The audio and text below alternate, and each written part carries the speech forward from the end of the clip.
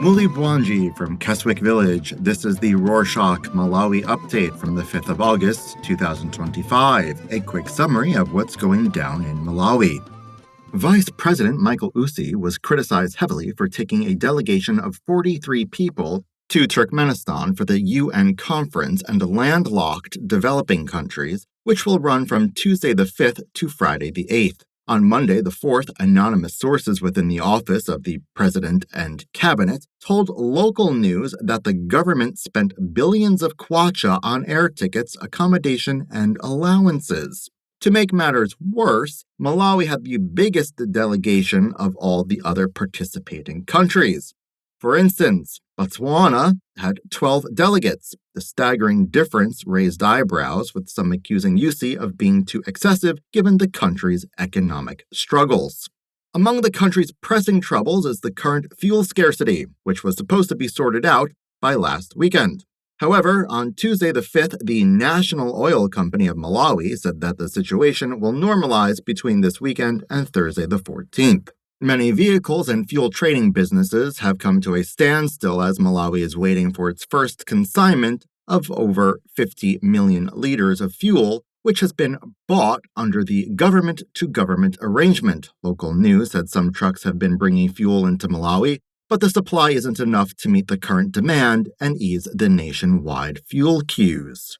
Meanwhile, an article published on Wednesday the 30th by the Platform of Investigative Journalism said Esther Sagawa, the mayor of Lilongwe in the central region, allegedly threatened members of the Plot Allocation Committee to allocate 70 of 300 plots to her. The plots belong to the government and are meant for different development initiatives.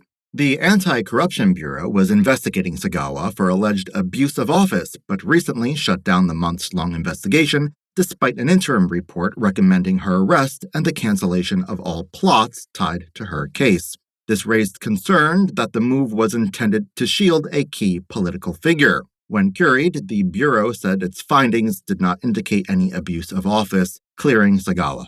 While Sagawa's case came to a shocking end, the Anti-Corruption Bureau opened a new investigation and arrested Shedrick Nobalomba, the spokesperson of the Democratic Progressive Party, or DPP.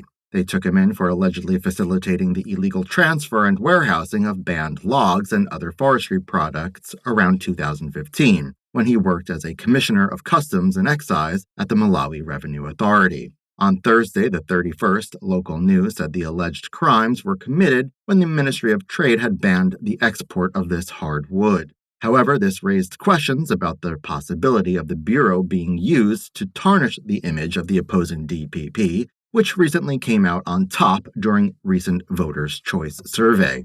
Speaking of the DPP, the party unveiled its manifesto and launched its campaign on Sunday the 3rd in Blantyre in the southern region. However, there were concerns for the health of Peter Mutharika, the DPP president, because he only attended one of the two rallies held on the launch day. During that rally, Mutharika did not stand up at all. He spoke while seated in an open vehicle, although his colleagues spoke from a podium. A DPP official speaking at the rally said Mutharika could not leave his vehicle for security reasons because there was an alleged plot to attack him. Still, social media comments indicate people's doubt about voting for an 85-year-old.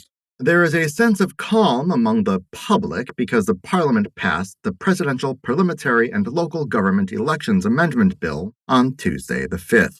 In our last episode, we mentioned that President Chakwera had recalled the dissolved Parliament to discuss the bill to change some laws that would stop some voters from participating in the upcoming elections.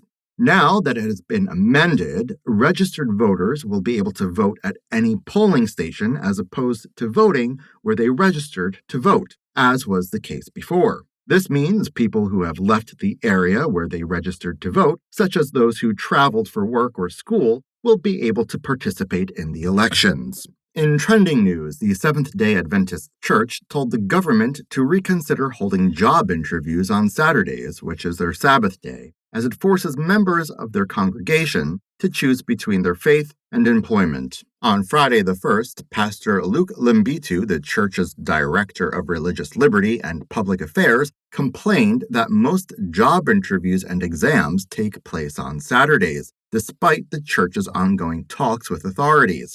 He described this as a violation of their religious rights. The local Government Service Commission said they stopped weekend interviews after other affected groups complained of the same, but the Malawi Electoral Commission conducted some on Saturday the 2nd. A new survey revealed that half of young Malawians are unemployed.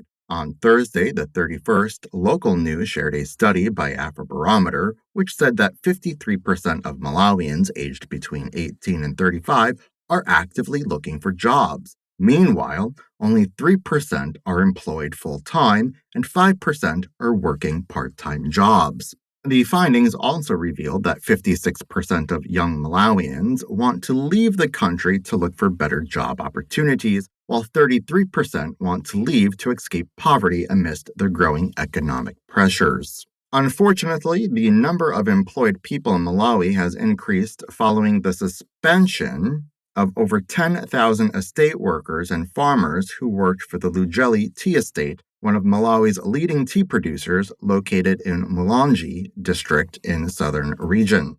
2 weeks ago, the company announced that it would halt all its tea production and that it would no longer buy tea from the thousands of smallholder farms who sold their tea to them. They did not say why, but on Saturday the 2nd, local news said the move would have devastating effects, especially since Lugeli contributes 22% of Malawi's tea exports.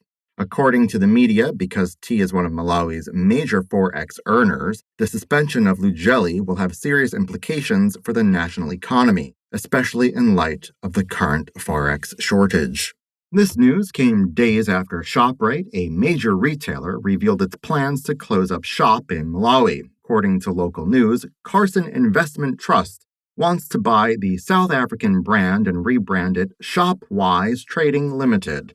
On Monday, the 4th, the Competition and Fair Trading Commission said it will assess the impact of the proposed sale, but the Malawi Congress of Trade Unions described the news as a painful one that will lead a loss of jobs across the country. Malawi might join countries that Shoprite has also dumped, including Tanzania, Nigeria, and Kenya. The retailer has been pulling out of several African markets due to financial losses and their desire to focus on its primary market in South Africa.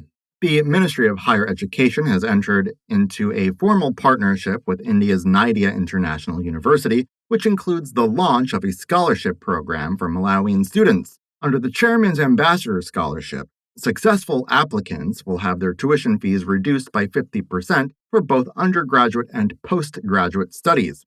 The university will also help its students book its hostiles and get picked up from the airport upon arrival in India. However, the students will have to cover other necessary expenses, including their visa, registration, and accommodation fees. Naidea will stop receiving applications on the 15th of September. Finally, President Lazarus Chakwera hosted artists in a dinner event called the Chakwera Arts Stars at the Kamuzu Palace in Lilongwe. The event also doubled as a platform for the Copyright Society of Malawi to distribute blank media levy royalties to artists who received the biggest payouts. Even though Chakwera presented awards, certificates, and dummy checks to the artists, saying his administration is committed to positioning the creative economy and tourism at the core of Malawi's development agenda, there were concerns that he had hijacked what is typically an event hosted by the society to try and push his own agenda and reel in more votes for himself. And that's it for this week. Thank you for joining us. Did you know that we do lots of other updates? We've got 3 non-country updates, the Arctic, ocean and multilateral updates, and country updates with a selection of nations from across the world. Check the full list with the link in the show notes. Pitane bueno.